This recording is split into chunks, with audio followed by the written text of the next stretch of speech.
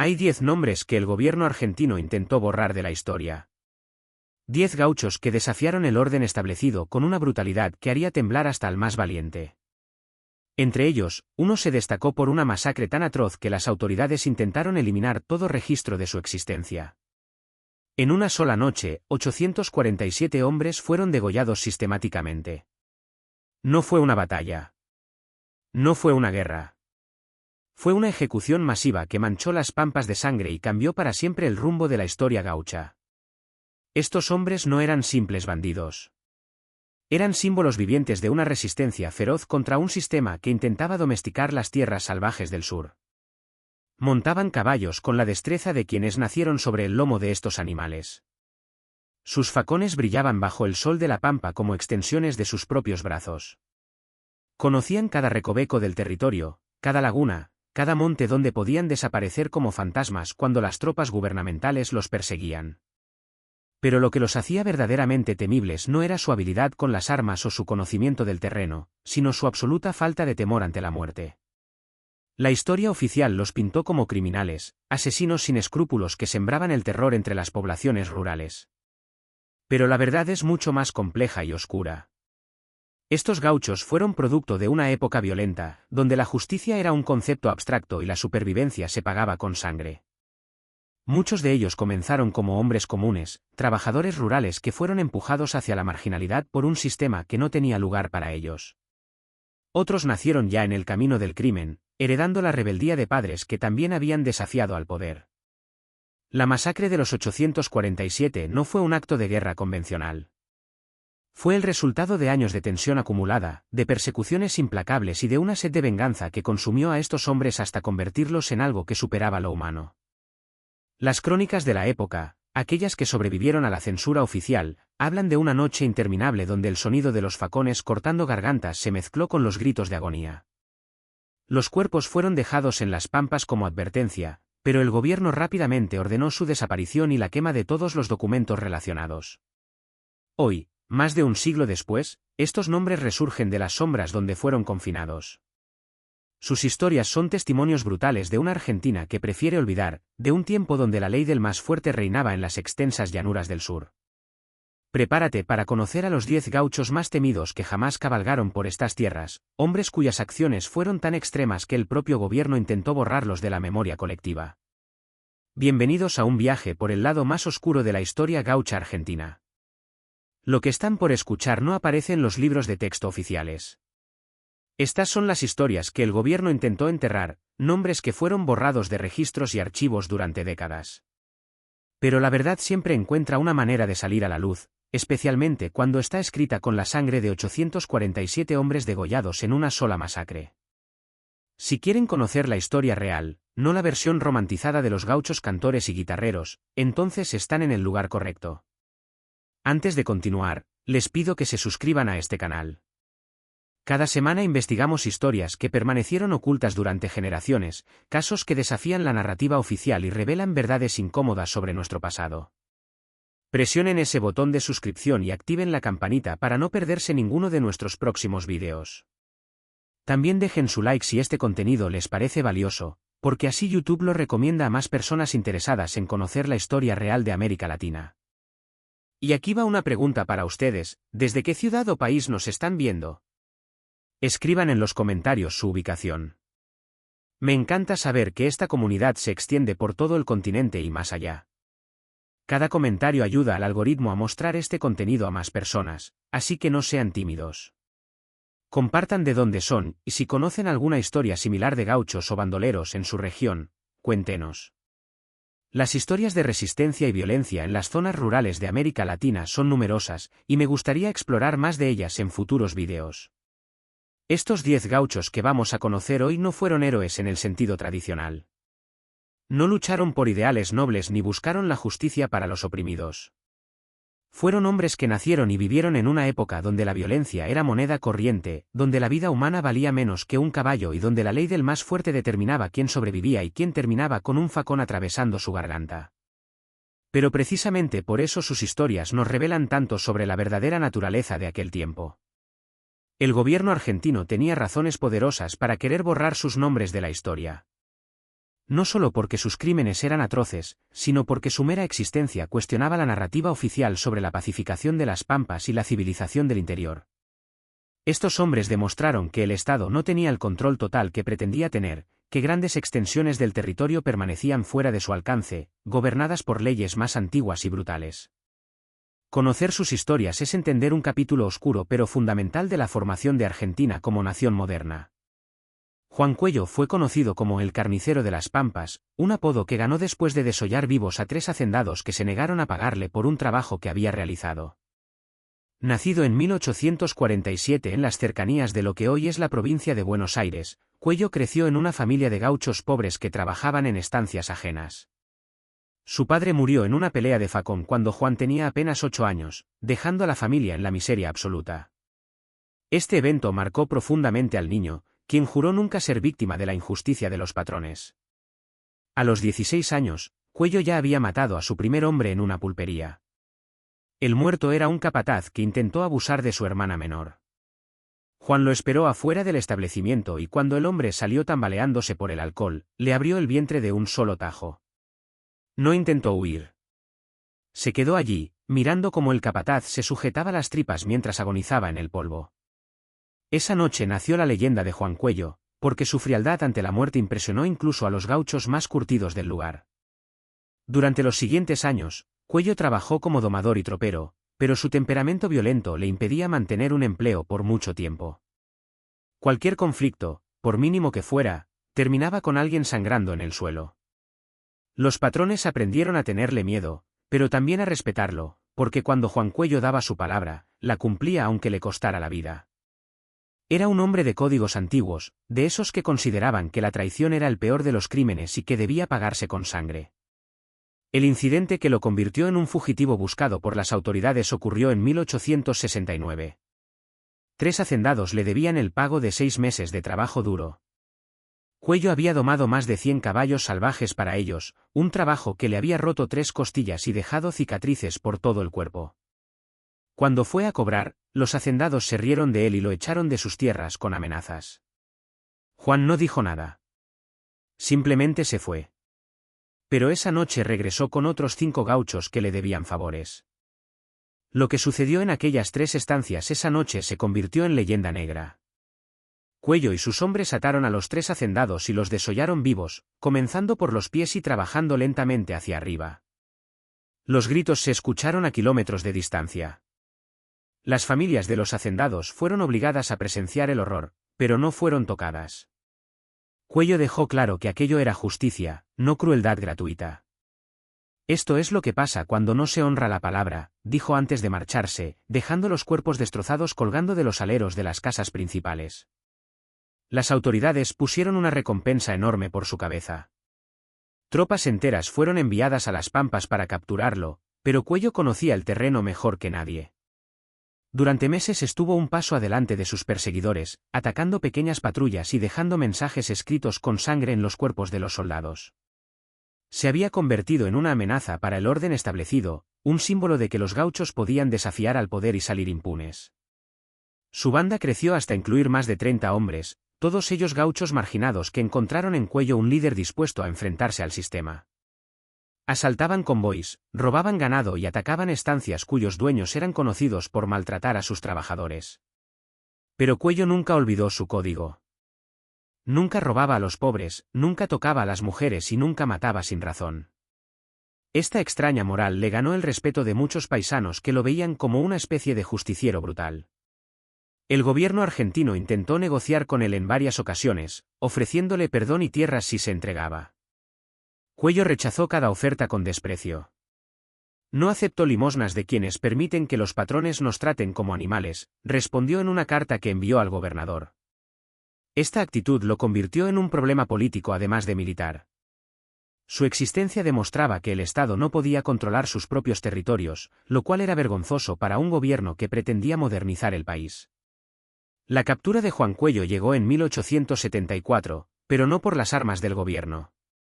Fue traicionado por uno de sus propios hombres, un gaucho llamado Ramírez que vendió información sobre su paradero por oro. Una tropa de 100 soldados rodeó su campamento al amanecer. La batalla duró 3 horas. Cuello y sus hombres lucharon como demonios, matando a 40 soldados antes de que la superioridad numérica los aplastara. Juan recibió 11 balazos pero seguía de pie cuando finalmente lo capturaron. Lo ejecutaron públicamente 3 días después en Buenos Aires. Miles de personas asistieron para ver morir al carnicero de las Pampas. Pero Cuello murió como había vivido, con los ojos desafiantes y sin mostrar miedo. Sus últimas palabras fueron: que cada patrón que abuse de un gaucho sepa que vendrán otros como yo. El gobierno intentó borrar su historia, prohibiendo que se mencionara su nombre en periódicos y documentos oficiales. Pero en las pulperías y fogones de las Pampas, la leyenda de Juan Cuello siguió creciendo, convirtiéndose en un símbolo oscuro de resistencia gaucha. Mateo Reynoso, conocido como el Tigre del Salado, fue quizás el más brutal de todos los gauchos que vamos a conocer hoy. Su apodo no venía de su ferocidad en combate, sino de la forma en que mataba a sus víctimas. Reynoso tenía la costumbre de arrancar la garganta de sus enemigos con los dientes, como un animal salvaje. Las crónicas de la época mencionan que había perdido la razón después de presenciar el asesinato de toda su familia durante una redada militar, y que desde entonces vivió más como bestia que como hombre. Nació en 1851 en las márgenes del río Salado, en una familia de gauchos que vivían de la caza y la pesca. Su infancia fue dura pero normal para los estándares de la época. Aprendió a montar antes de caminar y a manejar el facón antes de poder escribir su nombre. A los 14 años, Mateo ya era considerado uno de los mejores jinetes de la región, capaz de domar los potros más bravos con una paciencia que contrastaba dramáticamente con la violencia que vendría después. El evento que transformó a Mateo en el monstruo que fue ocurrió en 1868.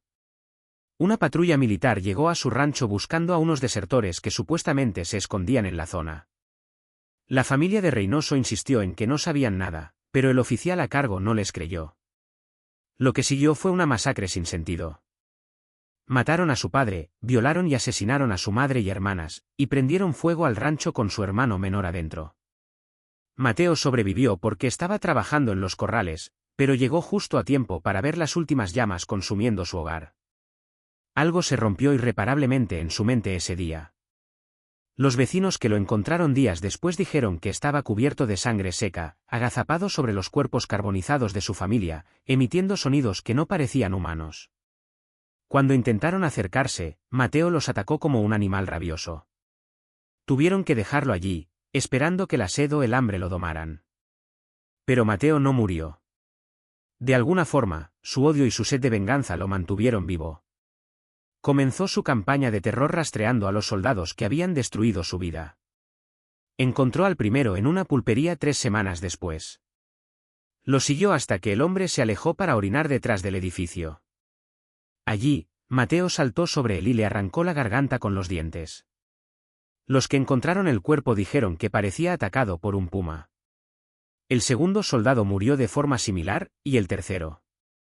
El oficial a cargo de la patrulla fue el último, y Reynoso se tomó su tiempo con él, haciéndolo sufrir durante horas antes de matarlo. Pero la venganza no apaciguó su dolor. Si acaso, lo había transformado en algo que ya no podía volver a ser humano. Mateo comenzó a atacar patrullas militares por todo el territorio del Salado. No buscaba dinero ni botín. Solo quería matar soldados de la forma más brutal posible. Su método se volvió predecible pero no menos aterrador: esperaba escondido, saltaba sobre sus víctimas y les desgarraba la garganta con los dientes. Dejaba los cuerpos donde caían, como advertencia. Las autoridades organizaron cacerías humanas para capturarlo. Enviaron rastreadores indígenas, perros de presa, tropas especializadas. Pero Mateo se había convertido en un fantasma de las Pampas. Conocía cada recoveco del territorio del Salado, cada cueva, cada paso escondido. Vivía como un animal, comiendo carne cruda, durmiendo en madrigueras, moviéndose principalmente de noche. Los gauchos de la zona comenzaron a hablar de él como si fuera un espíritu vengativo, algo más que humano. Durante 2 años, el Tigre del Salado mantuvo en jaque a las fuerzas militares de la región. Se le atribuyeron más de 50 muertes, todas con el mismo patrón brutal. Los soldados le tenían pánico. Muchos desertaban antes que arriesgarse a encontrarse con él en la oscuridad. Las familias de militares presionaban al gobierno para que hiciera algo, cualquier cosa, para detener a esta bestia humana que cazaba soldados como si fueran presas. El fin de Mateo Reynoso llegó de manera inesperada. No fue capturado ni muerto en combate. Un gaucho viejo que había conocido a su familia lo encontró un día, tirado junto a un arroyo, consumido por una fiebre terrible.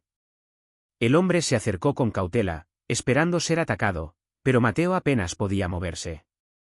En sus delirios, llamaba a su madre y hermanas. El viejo gaucho, movido por la compasión, le dio agua y trató de cuidarlo, pero era demasiado tarde. Mateo Reynoso murió 3 días después, no por las balas del gobierno sino por una infección común. El viejo gaucho lo enterró en un lugar secreto, sin marcar la tumba. Cuando las autoridades finalmente se enteraron de su muerte, enviaron tropas para exhumar el cuerpo y exhibirlo públicamente, pero nunca encontraron la tumba. El gobierno declaró oficialmente que el Tigre del Salado había sido eliminado en combate, pero todos sabían la verdad. Habían sido incapaces de detenerlo, y solo la enfermedad había logrado lo que 100 soldados no pudieron. Lorenzo Burgos era diferente a los otros gauchos de esta lista. No era un hombre impulsivo ni brutal por naturaleza. Era meticuloso, calculador, casi cerebral en su aproximación a la violencia. Ganó el apodo de El Cirujano porque sus víctimas siempre aparecían con cortes tan precisos que parecían hechos por un médico. Burgos había aprendido anatomía trabajando en mataderos, y aplicaba ese conocimiento de forma letal contra quienes consideraba sus enemigos. Nacido en 1845 en una familia de clase media venida a menos, Lorenzo tuvo una educación básica que era rara entre los gauchos de su tiempo. Sabía leer y escribir, conocía algo de matemáticas y tenía una curiosidad natural por cómo funcionaban las cosas. De joven trabajó en varios mataderos cerca de Buenos Aires, donde desarrolló una fascinación mórbida por la anatomía animal y, por extensión, humana. Sus compañeros de trabajo lo encontraban inquietante porque podía desollar una res con una precisión y velocidad que rayaba en lo artístico. Su transformación en criminal comenzó de forma mundana. Un administrador corrupto de la estancia donde trabajaba lo acusó falsamente de robar ganado para quedarse con sus ahorros. Lorenzo sabía que era inútil defenderse legalmente porque el administrador tenía conexiones políticas. En lugar de huir o resignarse, Burgos esperó su momento. Estudió los movimientos del administrador durante semanas, sus rutinas, sus debilidades. Una noche, cuando el hombre volvía solo de una reunión en el pueblo, Lorenzo lo interceptó. Lo que encontraron a la mañana siguiente horrorizó incluso a los gauchos más curtidos. El cuerpo del administrador estaba intacto desde el cuello hacia arriba, pero de allí hacia abajo había sido sistemáticamente desarmado.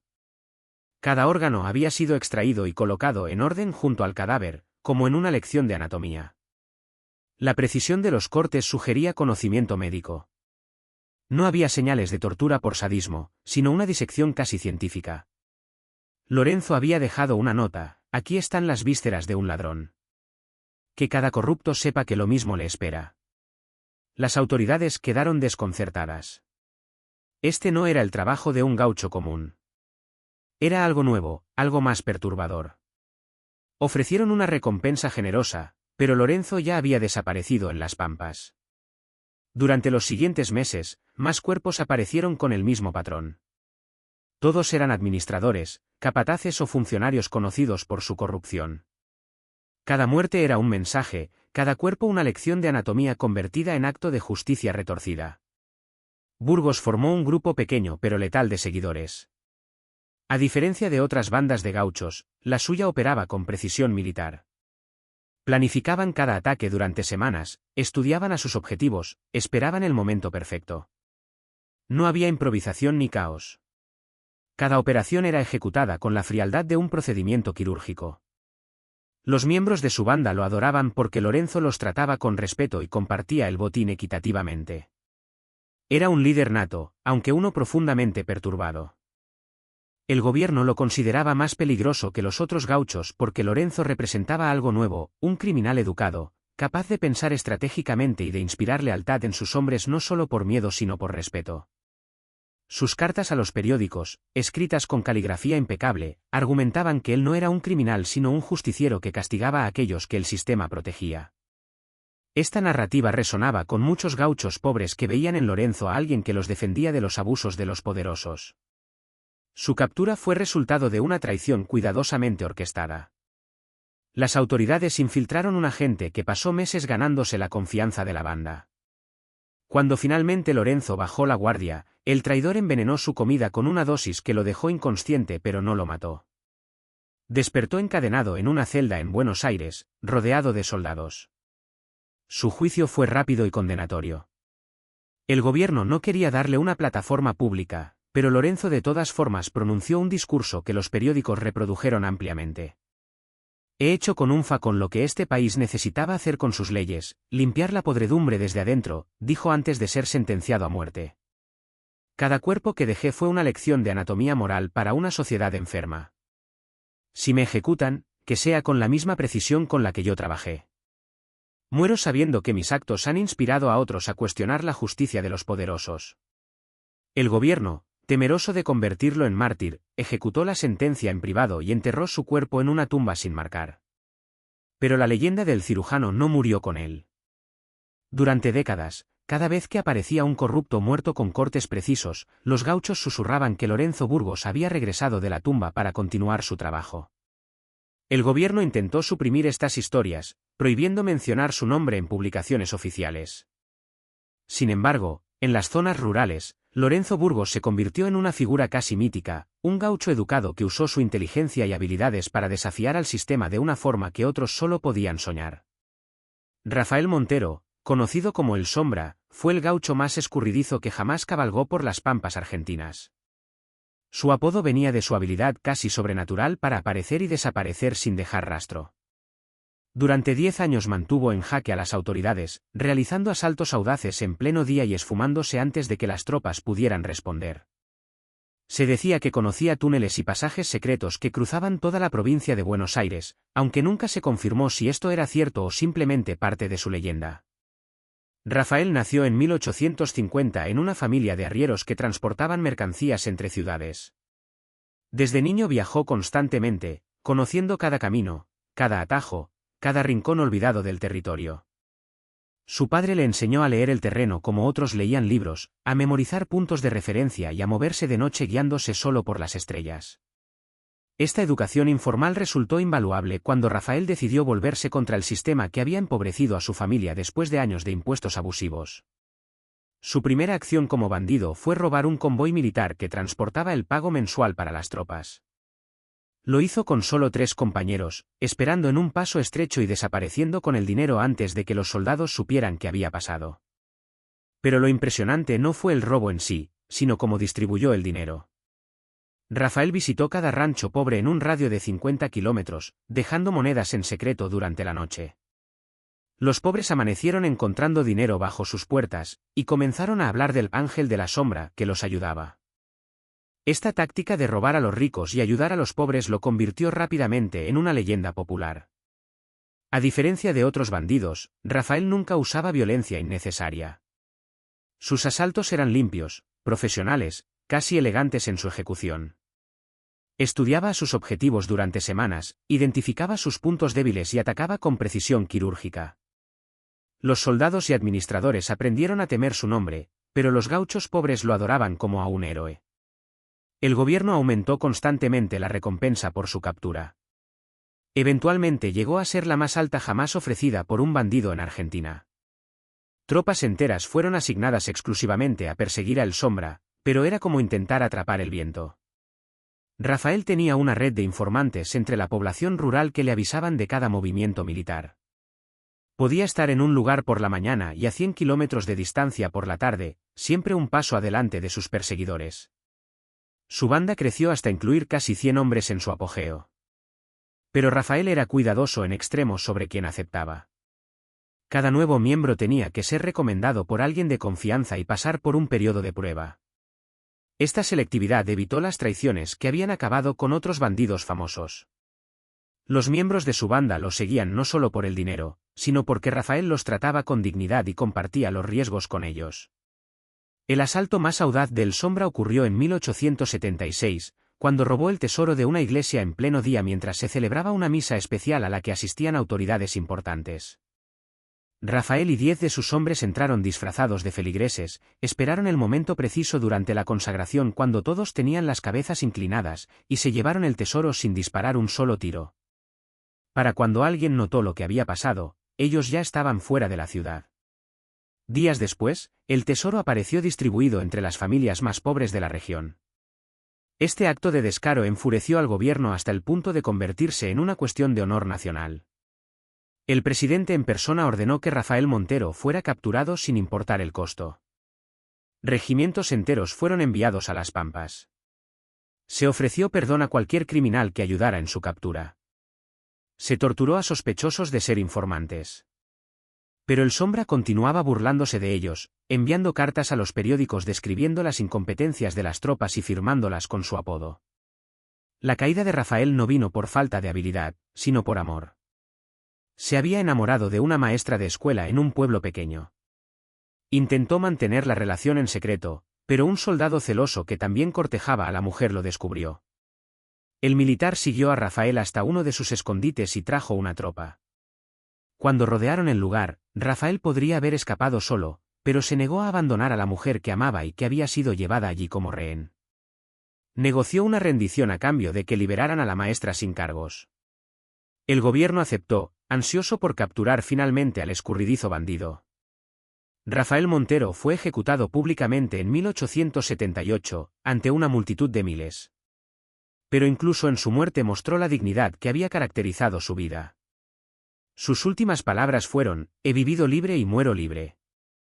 Que cada gaucho sepa que hay dignidad en desafiar a quienes abusan del poder. El gobierno prohibió que se mencionara su nombre positivamente en cualquier publicación, pero en las zonas rurales, la leyenda del Sombra creció hasta convertirse en un símbolo de resistencia gaucha. Antonio Zarco era un gigante entre los hombres. Medía más de 2 metros de altura y tenía una fuerza física que rayaba en lo inhumano. Se decía que podía partir un caballo por la mitad con sus manos desnudas, y aunque esto era probablemente una exageración, los testimonios confirmaban que era capaz de levantar pesos que requerirían 3 hombres normales.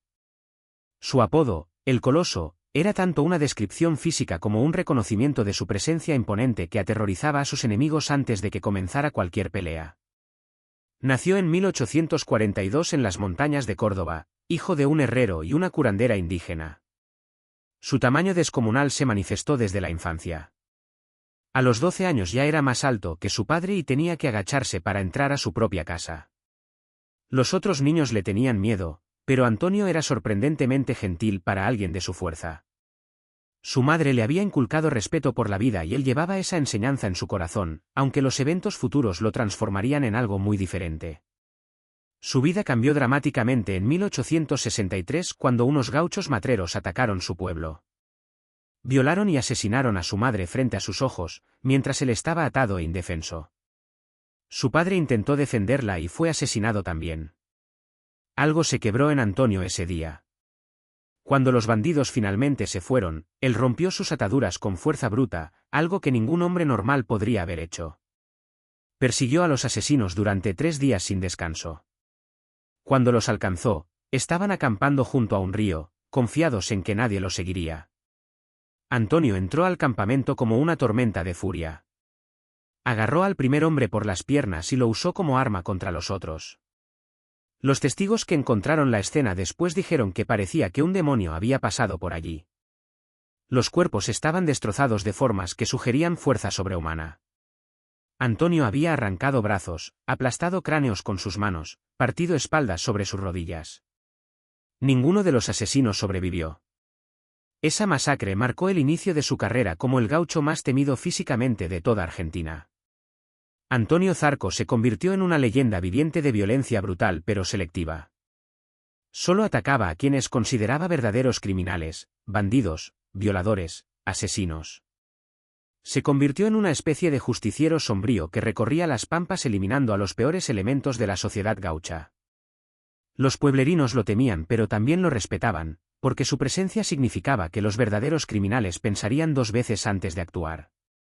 El gobierno inicialmente trató de ignorarlo, incluso algunos funcionarios argumentaban que Zarco estaba haciendo su trabajo por ellos. Pero su mera existencia era un problema. Representaba una justicia fuera del sistema legal, un recordatorio de que había poderes en las pampas que el Estado no controlaba. Cuando Antonio comenzó a atacar también a capataces abusivos y terratenientes que maltrataban a sus trabajadores, las autoridades decidieron que tenía que ser detenido. Enviaron patrullas tras él, pero Zarco los destrozaba con facilidad. Una vez, 20 soldados lo enfrentaron en un paso estrecho. Antonio los enfrentó solo, sin armas más allá de sus puños y su facón. Los informes militares mencionan que 9 soldados murieron y el resto huyó aterrorizado. El oficial a cargo escribió en su reporte que luchar contra Zarco es como enfrentar a un oso enfurecido con la inteligencia de un hombre. Después de ese incidente, las tropas se negaban a perseguirlo sin refuerzos masivos. Su banda era pequeña, solo 5 o 6 hombres que lo admiraban y lo seguían por lealtad más que por miedo. Antonio los trataba como hermanos y nunca les pedía que arriesgaran sus vidas innecesariamente. En las batallas, él iba siempre adelante, usando su cuerpo gigantesco como escudo para proteger a sus compañeros. Esta lealtad generó historias casi míticas sobre su nobleza, convirtiendo al coloso en una figura contradictoria, brutal hasta la barbarie con sus enemigos, pero tierno y protector con quienes consideraba bajo su cuidado. El fin de Antonio Zarco fue digno de su leyenda. En 1880, aceptó un duelo con un coronel del ejército que había desafiado públicamente su honor. El coronel era un espadachín famoso, entrenado en Europa, pero Antonio confiaba en su fuerza bruta. El duelo atrajo a cientos de espectadores y se realizó en un campo abierto bajo la supervisión de autoridades locales. Duró menos de 5 minutos. El coronel era rápido, pero Antonio era imparable. Recibió 3 estocadas sin siquiera hacer una mueca de dolor. Cuando finalmente agarró al coronel, lo levantó sobre su cabeza y lo arrojó contra el suelo con tanta fuerza que se escuchó el crujido de huesos quebrándose. El oficial murió instantáneamente. Las tropas que habían venido como testigos abrieron fuego inmediatamente, violando las reglas del duelo. Antonio recibió más de 30 balazos pero seguía de pie, avanzando hacia ellos. Finalmente, una bala en la cabeza lo derribó. Incluso muerto, su cuerpo masivo inspiraba terror. El gobierno ordenó que fuera enterrado en secreto y que nunca se mencionara el duelo, pero la historia se difundió de todas formas, convirtiendo al coloso en leyenda inmortal. Llegamos ahora al más controvertido y temido de todos los gauchos de esta lista, Esteban Rojas, conocido simplemente como el Degollador. Es el hombre responsable de la masacre de 847 personas que mencionamos al inicio. Un acto de violencia tan extremo que el gobierno argentino intentó borrar todo registro de su existencia durante más de 50 años. Entender quién era Rojas y qué lo llevó a cometer semejante atrocidad requiere adentrarse en uno de los capítulos más oscuros y silenciados de la historia gaucha argentina. Esteban nació en 1848 en una familia que había perdido todas sus tierras debido a las leyes de tierras que favorecían a los grandes terratenientes. Su padre había sido un gaucho respetado, dueño de un pequeño rancho que había pertenecido a la familia durante generaciones. Pero las nuevas leyes exigían títulos de propiedad que muchos gauchos no poseían, y un terrateniente poderoso simplemente tomó las tierras alegando derechos legales. La familia de Rojas fue expulsada violentamente, y su padre murió poco después, destrozado por la pérdida. Este evento sembró en el joven Esteban un odio visceral hacia el sistema terrateniente y el gobierno que lo respaldaba. Durante años trabajó como peón, acumulando resentimiento mientras veía cómo otros gauchos sufrían destinos similares. Era inteligente y carismático, cualidades que usó para organizar grupos de resistencia entre los trabajadores rurales. Inicialmente, su movimiento era político más que violento. Buscaba organizar a los gauchos para demandar derechos laborales y acceso a la tierra. Pero las autoridades reprimieron brutalmente estas reuniones. La transformación de activista a asesino masivo ocurrió gradualmente. Cada represión militar endurecía más su posición. Cada gaucho muerto por las tropas alimentaba su sed de venganza. Para 1873, Rojas había abandonado cualquier pretensión de cambio pacífico. Formó un ejército gaucho clandestino de más de 1000 hombres, todos ellos trabajadores rurales que habían sido despojados, maltratados o cuyas familias habían sido destruidas por el sistema terrateniente. Era carismático hasta el punto de inspirar devoción fanática en sus seguidores. Su plan era ambicioso y apocalíptico: tomar por asalto una de las estancias más grandes de la provincia, propiedad de una familia terrateniente que simbolizaba todo lo que él odiaba. Pero no sería un simple asalto. Rojas quería enviar un mensaje que resonara por toda Argentina, algo tan brutal que obligara al gobierno a reconocer la desesperación de los gauchos desposeídos. Lo que sucedió en aquella estancia la noche del 17 de marzo de 1874 superó cualquier acto de violencia anterior en la historia gaucha. Los hombres de Rojas rodearon la estancia al anochecer. Había una celebración, una fiesta grande donde se reunían terratenientes, administradores, capataces y sus familias de toda la región. 847 hombres en total, además de mujeres y niños. Rojas ordenó separar a las mujeres y niños, que fueron encerrados en los graneros sin ser heridos. Pero los hombres fueron reunidos en el patio principal. Lo que siguió fue una ejecución masiva que duró toda la noche. Rojas y sus hombres degollaron sistemáticamente a cada uno de esos 847 hombres. Usaron facones afilados especialmente para la ocasión. Los obligaban a arrodillarse en filas mientras otros sostenían antorchas para iluminar la escena macabra. Los gritos y súplicas duraron horas. Algunos rogaban por sus vidas, otros ofrecían dinero, algunos maldecían a sus ejecutores. Rojas permanecía en el centro, supervisando personalmente que cada muerte se realizara de forma limpia, como él lo llamaba. Ningún hombre fue torturado más allá del degüello. Era una ejecución, no una tortura masiva. Para el amanecer, el patio de la estancia estaba cubierto con 847 cadáveres. La sangre formaba charcos tan profundos que los caballos se negaban a caminar sobre ella. Rojas liberó entonces a las mujeres y niños, pero les ordenó que contaran al gobierno lo que habían presenciado. Esto es lo que pasa cuando despojan a 1000 familias de sus tierras, les dijo. Cada muerte aquí representa 10 gauchos que murieron en silencio por hambre o desesperación. Que el gobierno sepa que hemos igualado la cuenta. La noticia de la masacre conmocionó a toda Argentina. El gobierno declaró estado de emergencia y envió 3 regimientos enteros para cazar a Rojas y su banda. Los periódicos publicaron descripciones horrorificadas de la escena. Pero entre los gauchos pobres, las reacciones fueron mixtas. Algunos condenaron la brutalidad del acto. Otros lo veían como justicia retributiva merecida. Rojas se había convertido en la figura más polarizante de su tiempo, venerado por algunos como héroe revolucionario y aborrecido por otros como el peor asesino de la historia argentina. La persecución de Rojas duró 6 meses. Su banda se fragmentó bajo la presión militar, pero él continuó eludiendo la captura con un pequeño grupo de leales. Finalmente fue rodeado en un cañadón sin salida. Las tropas le ofrecieron rendirse y tener un juicio. Rojas respondió con un disparo. La batalla duró 2 horas. Cuando terminó, Esteban Rojas y sus últimos 20 seguidores yacían muertos.